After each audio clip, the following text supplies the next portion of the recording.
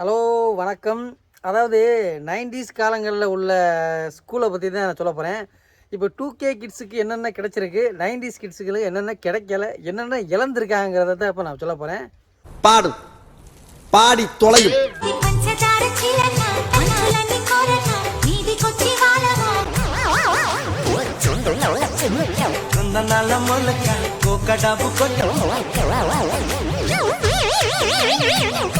பார்த்தீங்களா, இப்படி இருந்தால் தான் 2K கிட்ஸில் இப்போ உள்ள காலங்களில் எல்லாம் படித்து நிறைய மார்க் வாங்குவாங்களே.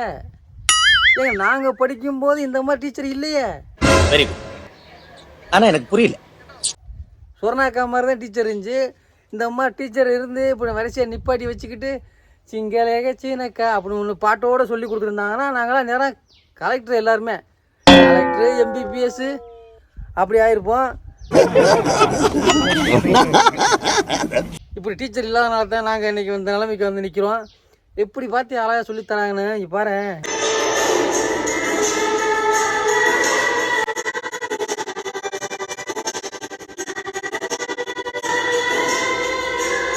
யார் பசங்களுக்கு அடுத்து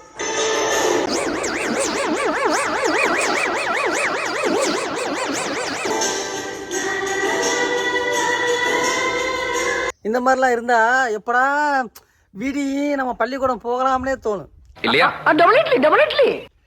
90s காலத்தில் ஐயையோ விடிஞ்சிருமோ, 9 மணி ஆச்சுன்னா போகணுமே, போனால் போட்டு புழப்பாங்களே அடிப்பாங்களேன்னு தான் தோணும்.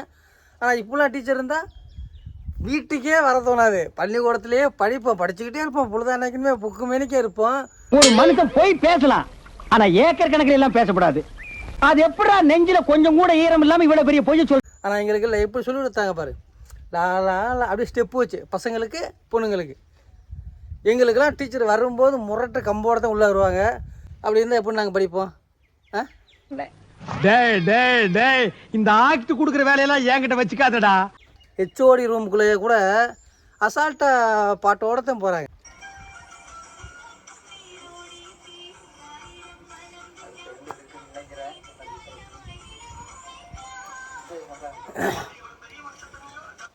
பார்த்தீங்களா, ஒரு HOD ரூமுக்குள்ளேயே போய் உள்ளேயே பாட்டு வச்சு கேட்குற அளவுக்கு இப்போ உள்ள காலங்கள் இருக்குது. நாங்களாம் HOD ரூமுக்குள்ளே போகவே முடியாது. 90s கிட்ஸ்லாம் HOD ரூமுக்குள்ளே போக முடியாது, வெளியே தான் நிற்கணும். சார் வரலாமா அப்படின்னு எங்களுக்கு நிற்க முடியல. இப்போ இப்படி அழகாக போய் பார்த்தீங்களா, கைத்தட்டி பாட்டு கேட்டு அழகாக இருக்குது. இந்த மாதிரி இருந்திருந்தாங்கன்னா நாங்கள் HODயாகவே இருப்போம். இல்லை, நாங்கள் என்ன பண்ணுறது, சிஸ்டம் ப்ராப்ளம். நாங்கள் எங்கள் மேலே எந்த தப்பு கிடையாது. நாங்கள் படிக்கும்போதெல்லாம் இப்போ இப்படி தான் நடந்துச்சு.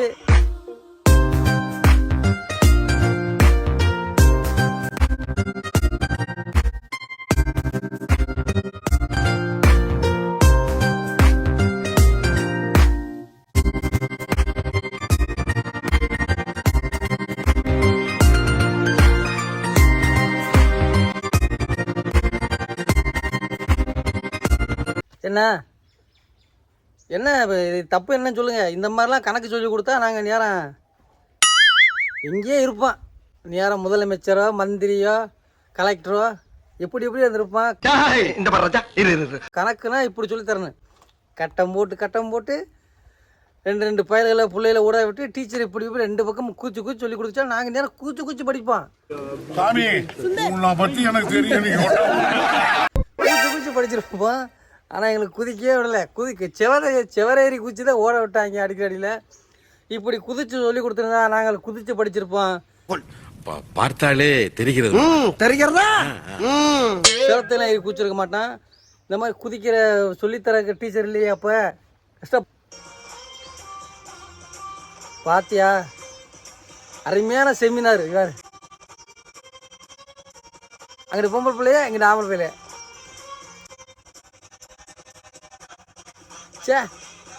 போச்சு, அம்புடும் போச்சு. இந்த மாதிரி கிளாஸ் எங்களுக்கு எடுக்கலை. இந்த மாதிரி கிளாஸ் எங்களுக்கு எடுக்கவே கிடையாது. இப்படிலாம் சொல்லி தரவும் இல்லை. நாங்கள் நிறைய எங்களை ஏமாற்றிட்டாங்க இந்த காலத்துக்கு முன்னாடி வந்து எங்களை. இப்போ முன்னாலாம் ஸ்டாஃப் ரூமில் போனால் கூட டீச்சர்லாம் பார்த்து என்னடா ஒரு மாதிரியா டெரராக தான் கேட்பா, பயந்தே வரேன், உள்ளே போக மாட்டாங்க. ஆனால் இப்போ உள்ள டீச்சரு ஸ்டாஃப் ரூம்லேயே வந்து நல்லா ஜாலியாக ஆடிக்கிட்டு இருக்கா பாருங்களேன். எப்படி இப்படி ஆடிட்டு இருந்தா வச்சுக்க எப்படி இருக்கேன். இந்த மாதிரி டீச்சரு வந்து ஸ்டாஃப் ரூம்குள்ளே இப்படி ஆடிக்கிட்டு இருந்தாங்கன்னா எல்லாரும் கேட்காமலாம் ஸ்டாஃப் ரூம் போவேன். இப்போலாம் முன்னாடிலாம் போக முடியாது, அடிப்பாங்க. அடிக்க மாட்டாங்க. இப்போலாம் இப்படி வந்தால் நம்மளும் ஸ்டாஃப் ரூம் போய் டீச்சர் அப்படின்னு சொல்லி நம்மளும் ஒரு 2 டான்ஸை போட்டு வரலாம். டீச்சரோட மிங்கிள் ஆகிருக்கலாம், வாத்தியார் டீச்சரோட. அப்போ தான் படிப்பு ஏறு இல்லையா அப்போதைக்கு. என்ன மருமக மாமியா கூட அந்த காலத்தில் ஆடி இருக்காங்க, இந்த காலத்தில். அப்போ எங்களுக்கு இல்லை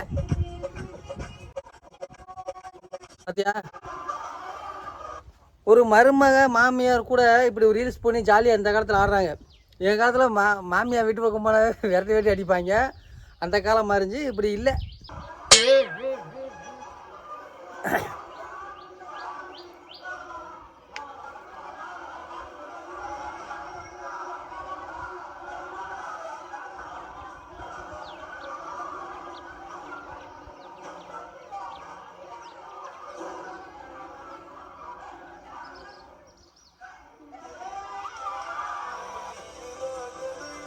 என்னடா அது.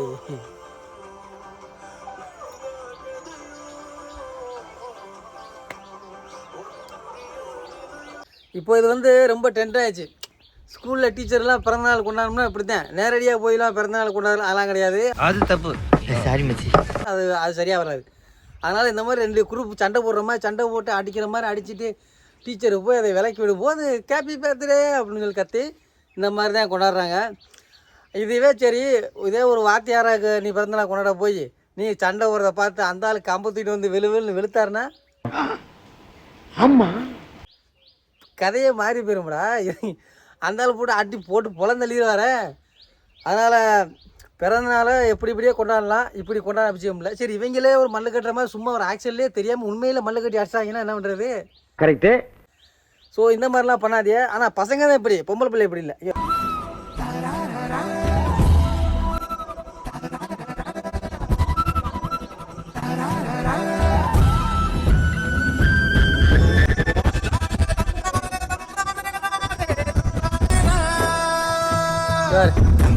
பொம்பளை பிள்ளைங்களாம் நல்லா கொண்டாடுறியா, பசங்க தான் சண்டை வர்ற மாதிரி அடிக்கிற மாதிரி பண்ணுறாங்க. நல்லா இருக்கு.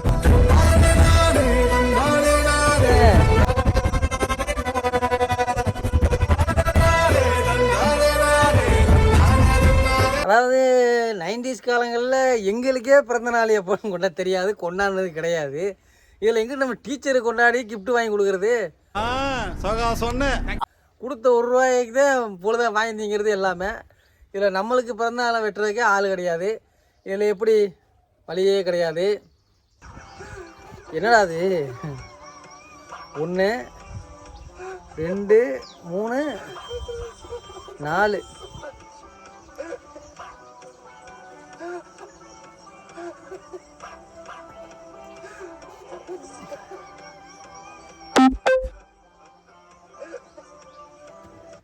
அதாவது பைக்கில் 2 பேர் போய் 3 பேர் போய் 4 பேர் போய் 5 பேர் போகிறாங்க. அது பைக்கா சேராட்டாவான்னு தெரில. சேராட்டா கூட 5 பேர் போக மாட்டாங்களா? இதெல்லாம் 5 பேருக்கு மேலே ஏறி போகிறாங்க. அதுக்கு கீழே மெட்டீரியல் வேறு வச்சுருக்காங்க. அது தப்பு. சாரி மச்சி. ஸோ இந்த மாதிரிலாம் போகாதீங்க. நடக்கிற மாதிரி இருந்தா அந்த தேங்காய் எழுந்திருக்கும், இல்லையானா அந்த தேங்காய் அப்படியே படுத்தே தான் இருக்கும். இப்பதான் போய் கடையில வாங்கிட்டு வந்தேன், புரிஞ்சுங்களா? போலசாமி என்ன பெரியாண்டவர் தானே, பெரியாண்டவர் வீரகாளி அங்காளம்மாவா, அங்காள பரமேஸ்வரி தாய் அம்மா வீரகாளி பெரியாண்டவரே, என் பிள்ளைக்கு கல்யாணம் நடக்கணுமான்னு கேக்குறாங்க.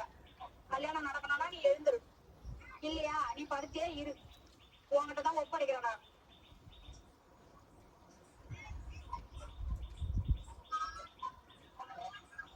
எழுந்துருடாப்பா, இந்த வருஷத்தோட என் பிள்ளைக்கு கல்யாணம் முடிஞ்சிருமா? முடிஞ்சிருடி உன் பிள்ளைக்கு, புரியுதா? என் குலசாமியே உனக்கு பதிலு. ஏடா டே இந்த அம்மா எங்கே இருக்குன்னு கண்டுபிடிக்கணும். ஏன்னா எனக்கு வேறு இன்னும் கல்யாணம் ஆகாமல் இருக்குது. பார்த்து தேங்காய் அப்போதே எந்திரிச்சிருச்சுன்னா எல்லாம் சோழி முடிஞ்சு. அதாவது அந்த பொண்ணு பார்க்க போகிறது, பொண்ணுக்கு மாப்பிள்ளைக்கும் பிடிச்சிருக்குன்னு பொண்ணு தேடணும், புரோக்கர் பார்க்கணும், ஊர் ஆளுக்களை பேசணும், சம்மதிக்கணும், என்னென்னமோ சொல்லுவாங்க. இப்போ அதெல்லாம் கிடையாது போல. அது அனாவசியம். தேங்காய் வச்சு தேங்காய் எந்திரிச்சிச்சுன்னா முடிஞ்சிச்சு, நம்ம வாழ்க்கை எந்திரிச்சிடும்.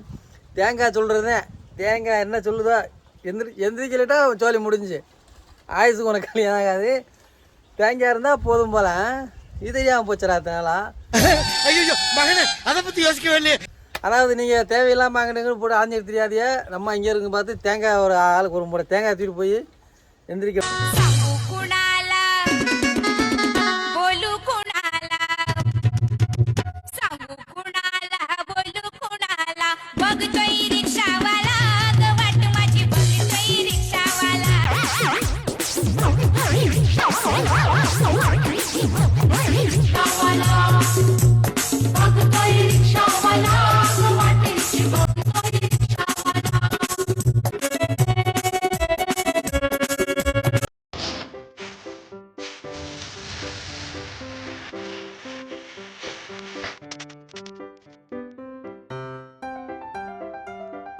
ஆணும் பெண்ணும் சமம் கொண்டாண்டாங்க. அதனால் எல்லா இடங்களையும் எல்லா வேலையிலுமே ஆணும் இருக்கு பெண்ணும் உண்டு.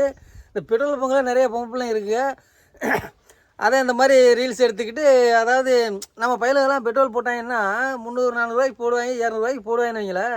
இப்போ போடுறாங்க இல்லை, 50 ரூபாய்க்கு போட்டு போயிட்டு சுற்றிட்டு திரும்பி போகிறாங்க. 50 ரூபாய்க்கு போடுறாங்க.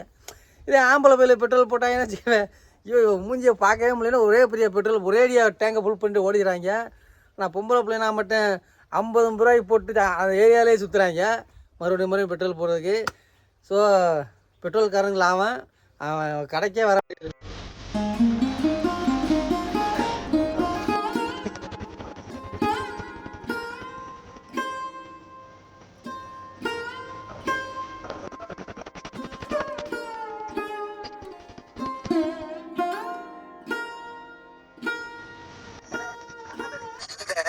காதலிக்கிற கிறுக்கங்களுக்கு மத்தவங்களுக்கு பார்த்தா கிறுக்கு பேலுக்கு மாதிரி தெரியுமாடா? ஏன்னா இந்த பெருசுங்களுக்கு லவ் நாளே பிடிக்காதாங்க.